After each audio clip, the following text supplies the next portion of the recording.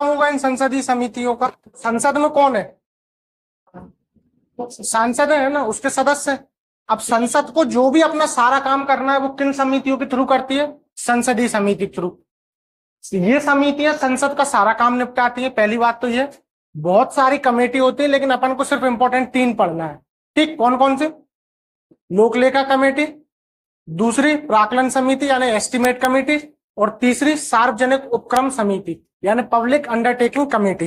तो उसके लिए तुम लोग क्या करो, लैंडस्केप पे बनाना जो हम बना रहे हैं। ठीक, क्योंकि तीनों का सब सेम है। पहली कमेटी लिखना लोक लेखा समिति, पब्लिक अकाउंट कमेटी,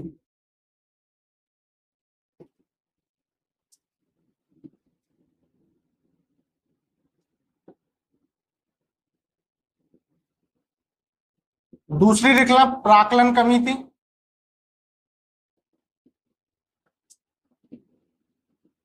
यानी estimate committee,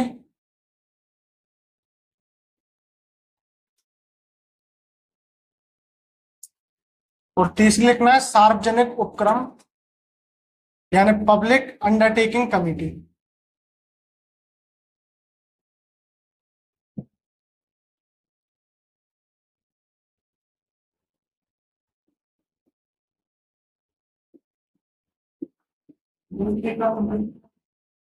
public account committee.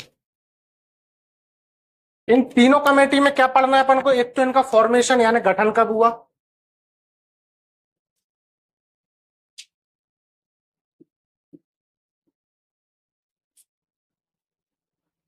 दूसरा इनका स्ट्रक्चर यानी इसमें कितने लोग शामिल हैं,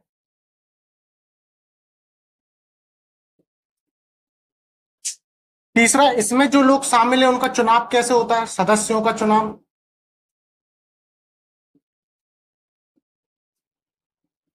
इलेक्शन ऑफ द मेंबर,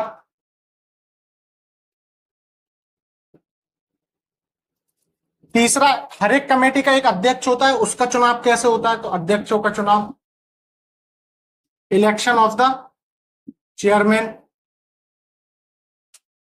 तीसरा हर एक कमेटी का कार्यकाल कितना होता है यानी टेन्योर,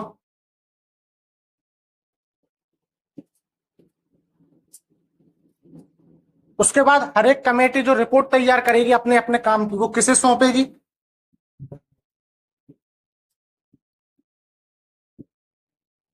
फिर लिखेंगे अपन कार्य यानी फंक्शन। 6 और 1 सबसे आखिरी में लिखेंगे अन्य, तो वो अपन को पूरा करना है।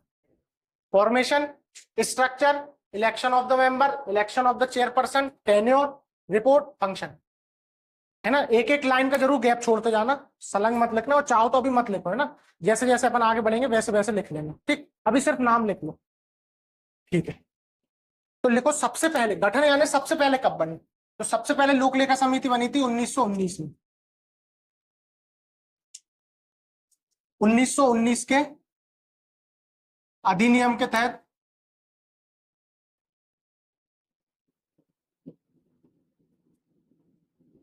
कब? 1921 में। इसका जो प्रोविजन था वो किस एक्ट में था? 1919 के एक्ट में। लेकिन गठन कब हुआ इसका? 1921 में। ठीक है, इतनी बात। फिर लिखना है संरचना यानी स्ट्रक्चर, इसमें कितने लोग होते हैं, तो टोटल 22 लोग होते हैं, 15 प्लस 7। इसका क्या मतलब है? 15 लोकसभा के और 7 राज्यसभा के। ठीक,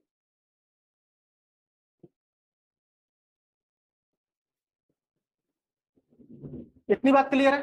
अब ये जो 22 लोग हैं ये कौन से चुने जाएंगे? तो लोकसभा के चुने जाएंगे लोकसभा सदस्य में से, और राज्यसभा के चुने जाएंगे राज्यसभा सदस्य में से। तो लिखना संसद सदस्यों में से, amongst the member of parliament.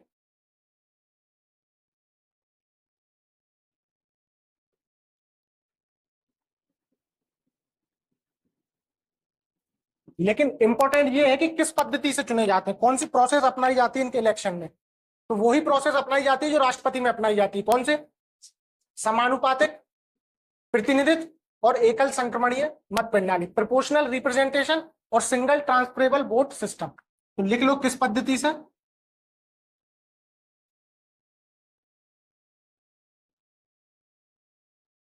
समानुपातिक प्रतिनिधित्व,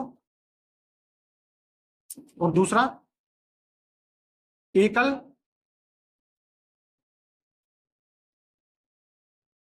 संक्रमणीय मत प्रणाली, सिंगल ट्रांसफरेबल वोट सिस्टम। अध्यक्ष कैसे चुना जाएगा? तो ये जो सारी समिति है ये किसके अंडर में वर्क करती है? लोकसभा स्पीकर के अंडर में ना। तो लोकसभा स्पीकर ही संसद सदस्य में से किसी एक को अध्यक्ष नियुक्त करता है ना। तो क्या लिखेंगे अपन?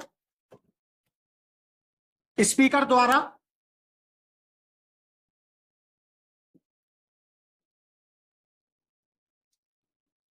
संसद सदस्य में से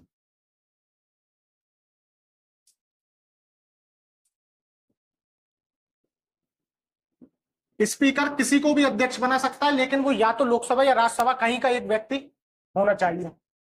इनका टेन्योर कितना होता है समिति का? तो 1 साल होता है। हर 1 साल बाद नई समिति बनती है। इस समिति को बनाया किसने? लोकसभा अध्यक्ष ने। स्पीकर ने अध्यक्ष नियुक्त किया ना। तो ये अपनी सारी रिपोर्ट किसको सौंपेंगी? लोकसभा स्पीकर को।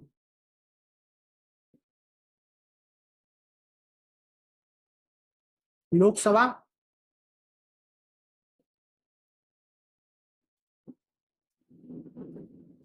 अध्यक्ष। अब आ जाओ कार्य पे। कार्य इंपॉर्टेंट है। तो क्या है कार्य में इंपॉर्टेंट? इसके नाम से क्या लग रहा है क्या काम करती होगी? ऑडिटिंग करती है। सरकार के जितने भी खर्चे हैं उनकी ऑडिटिंग करती है। और सरकार के सभी खर्चों की ऑडिटिंग एक और कौन सा व्यक्ति कर रहा था? CAG, controller and auditor general of India. CAG जो रिपोर्ट देता है उस रिपोर्ट की भी जांच करती है। तो अपन को सिर्फ 2 मेजर काम लिखना है। एक तो कैग द्वारा सौंपी गई रिपोर्ट की जांच, scrutiny the report given by the CAG.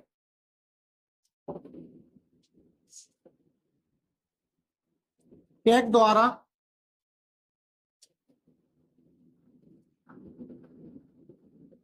दी गई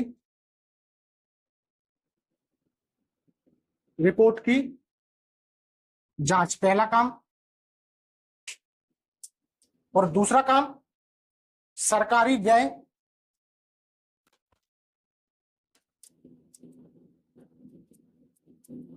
की जांच, scrutiny the expenditure of government. ये 2 मुख्य काम है ना। बाकी नेट पे तुम पढ़ोगे बहुत सारे काम आ जाएंगे, लेकिन वो सारे काम गिना चुना के कहां पे आके खत्म हो जाएंगे? सरकार के खर्चों को। एक काम और लिख लो, वित्तीय मामले में भ्रष्टाचार की जांच भी करती हो, करप्शन इन फाइनेंशियल मैटर। वित्तीय मामलों में भ्रष्टाचार की जांच।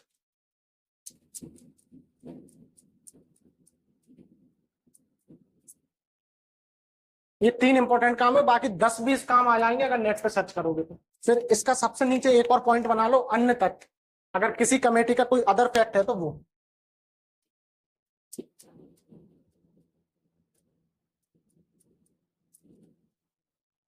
तो अन्य तथ्य इसका क्या है? ये वही काम कर रही है जो काम कौन कर रहा है? कैग। तो इसलिए इसे फ्रेंड ऑफ कैग भी बोला जाता है। फ्रेंड ऑफ कैग का मतलब कैग की मित्र।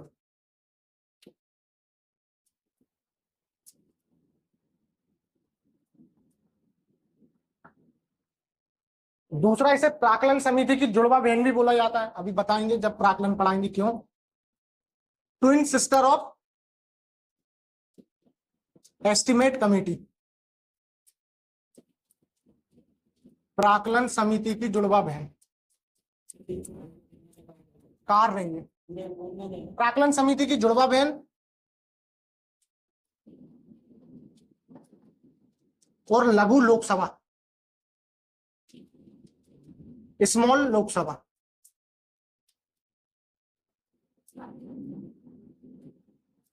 क्योंकि लोकसभा का सबसे इंपॉर्टेंट काम कौन सी समिति करती है? लोक लेखा समिति, इसलिए इसे लघु लोकसभा भी कहा जाता है। प्राक्कलन समिति सबसे पहले बनी है 1950 में। इसमें 22 नहीं होते, इसमें 30 सदस्य होते हैं। लेकिन इसका सारा काम जो रिलेटेड है वो रिलेटेड है बजट से, और बजट पे पूरी शक्ति किसे दी गई है? लोकसभा को। तो इस समिति में सारे सदस्य किसके होंगे? लोकसभा के। ये 30 के 30 कहां से होते हैं? सारे लोकसभा से। सदस्यों का चुनाव इसी तरीके से होता है, स्पीकर ही उसके अध्यक्ष को चुनता है, और कार्यकाल भी इसका 1 साल का होता है, और ये भी अपनी रिपोर्ट लोकसभा स्पीकर को देते हैं। ये 4 कॉलम्स हैं। ठीक है, अब आ जाओ काम पे। तो काम पे अपन को इसमें ये लिख लेना है, बजट से संबंधित सारे काम जो होते हैं वो किसके होते हैं? प्राक्कलन समिति के, रिलेटेड टू बजट। जैसे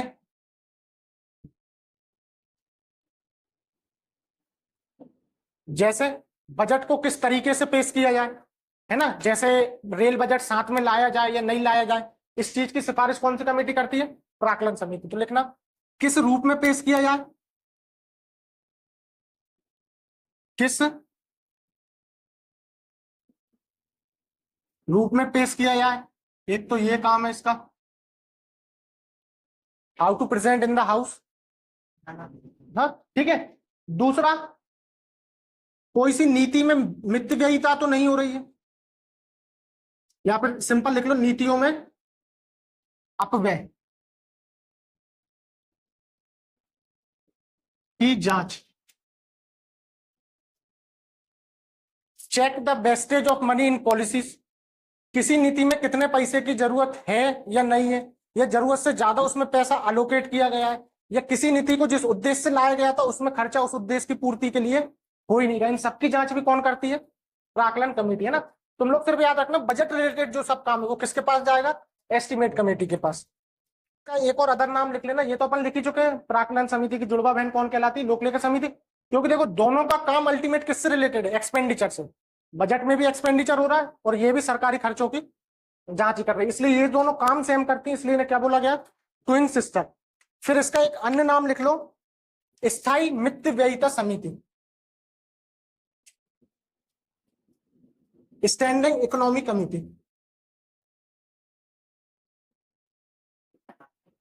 standing economic committee.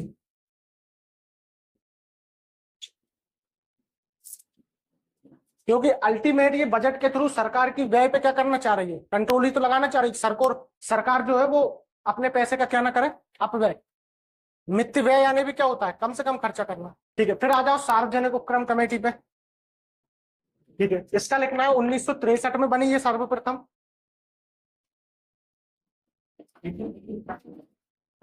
Public undertaking committee. सार्वजनिक उपक्रम यानी ऐसे उद्योग जिनको सरकार चला रही, जैसे भेल, रेलवे, है ना, ये सब। ठीक है, सर्वप्रथम कब बनी? 1963 में। और इसमें भी कितने सदस्य होते हैं? 22, जो कि कैसे होते हैं? 15+7, 15 लोकसभा से और 7 राज्यसभा से। सदस्यों का चुनाव समान तरीके से, अध्यक्ष का चुनाव समान तरीके से, कार्यकाल 1 और रिपोर्ट स्पीकर को। ठीक है, इसका काम क्या होता है? सार्वजनिक उपक्रम जो पब्लिक अंडरटेकिंग, सरकार के जो उद्योग है वो जो रिपोर्ट सौंपते हैं उसकी जांच करना। सिंपल सा काम है, लिख लो, सार्वजनिक उपक्रम द्वारा दी गई रिपोर्ट की जांच करनी। क्योंकि सार्वजनिक उपक्रम में भी पैसा किसका लगा है? जनता के द्वारा दी गई रिपोर्ट की जांच करनी।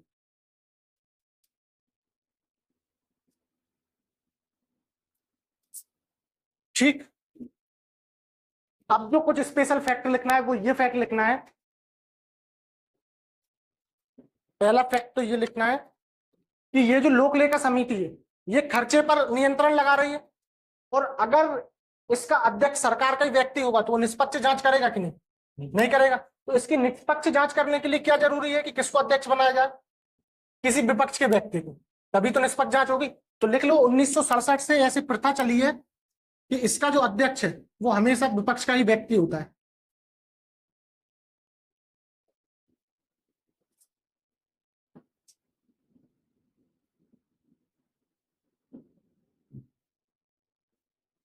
एक स्पेशल फैक्ट तो ये है जिसका लोक लेखा समिति है ना, इसलिए बोलते हैं कि जितनी भी संसदीय समितियां हैं वो सरकार की मनमानी पे कंट्रोल लगाती हैं। सरकार अपने मन मुताबिक हर कुछ तो नहीं कर रहे। अब ये बताओ, ठीक है, ये सारा चेक किस पे रख रही है? गवर्नमेंट पे। और गवर्नमेंट यानी प्रधानमंत्री और उसकी मंत्रिपरिषद। इसमें ये जो व्यक्ति है 22 यहाँ, 30 यहाँ और 22 यहाँ पे, इन तीनों कमेटी में किसी भी पद पे कोई भी मंत्री की नियुक्ति नहीं हो सकती है। मंत्री जो है सरकार का, वो इन तीनों में किसी भी पद पे काम नहीं कर सकता। तो लिख लेना, कोई भी मंत्री इन कमेटी में नियुक्त नहीं किया जा सकता। There can be no minister in all this committee. ना ही वो अध्यक्ष बन सकता है, ना ही सदस्य बन सकता है। और इन सारी संसदीय समितियों को, इन तीन के अलावा भी जो बनती हैं, उन सबको मिला के एक और संज्ञा दी गई है, लघु संसद। तो पूछा जाए लघु संसद किसे बोला जाता है, तो संसदीय समितियों को बोला जाता है।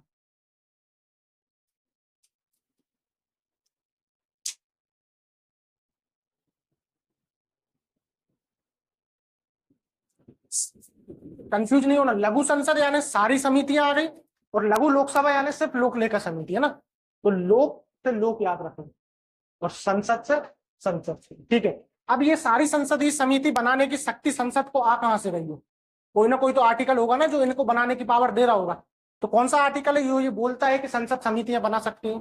5 भाग 5 कहां से कहां तक है? 52 से कहां तक? 151 तक है ना। तो इनके बीच में ही होगा वो आर्टिकल, क्योंकि रिलेटेड टू 47 है। तो लिख लेना आर्टिकल 118 ए के तहत इन समितियों का निर्माण किया जाता है ना। इन समितियों का माने ये सारी समिति। 118 ये बोलता है कि संसद अपनी कार्रवाई या अपने काम को करने के लिए कुछ भी कदम उठा सकती है। तो उसने कौन सा कदम उठा लिया? समितियां बना दी है ना। तो इनडायरेक्टली ये माना जाता है कि ये समितियां किस आर्टिकल के तहत बनाई जाती है? 118 के तहत।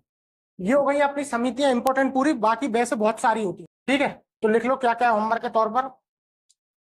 अंतरराज्यीय परिषद, अंतरराज्यीय परिषद, इंटर स्टेट काउंसिल, आर्टिकल 263। ये एक ही है ना, अलग अलग मत समझना। जो इंटर स्टेट काउंसिल है वो आर्टिकल 263 में ही है, ठीक है। फिर लिखना वित्त आयोग यानी फाइनेंस कमीशन। हाँ, और फाइनेंस कमीशन किसमें? 280 में। तो जैसे अपन ने निर्वाचन आयोग पढ़ा है, कब बना, कितने सदस्य होते हैं, चुनाव कैसे होता है, काम क्या होता है, ये सब है ना। फिर देखना है शून्यकाल और प्रश्नकाल, क्वेश्चन आर और जीरो आर। शून्यकाल और प्रश्नकाल,